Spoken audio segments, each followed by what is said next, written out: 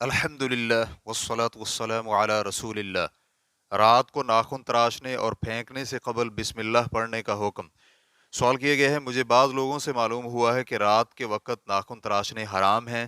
اسی طرح یہ بھی معلوم ہوا ہے کہ پھینکنے سے قبل ہم ان پر 3 بار تھو تھو کر کے بسم اللہ پڑھیں تاکہ انہیں شیطان اٹھا کر استعمال نہ کرے۔ الجواب بعون اللہ سبحانہ و تعالی، یہ کہنا کہ رات کے وقت ناخن تراشنے مکروہ ہیں، اس کی کوئی دلیل اور اصل نہیں ملتی، بلکہ رات یا دن کے وقت جب چاہیں ناخن کاٹ سکتے ہیں، اس میں کوئی حرج والی بات نہیں ہے۔ اور اسی طرح انہیں پھینکنے سے قبل 3 بار بسم اللہ پڑھنا، وگرنہ اسے شیطان استعمال کر لے گا، اس کی بھی کوئی اصل اور دلیل نہیں ملتی۔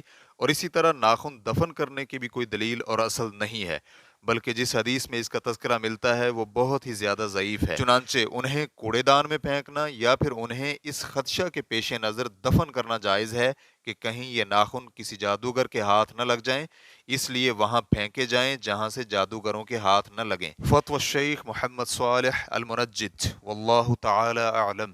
اسلام QA ریکارڈنگز مؤسسۃ الشیخ محمد صالح المنجد، المملکۃ العربیۃ السعودیہ۔ فتویٰ نمبر 11993۔ والسلام علیکم ورحمۃ اللہ وبرکاتہ۔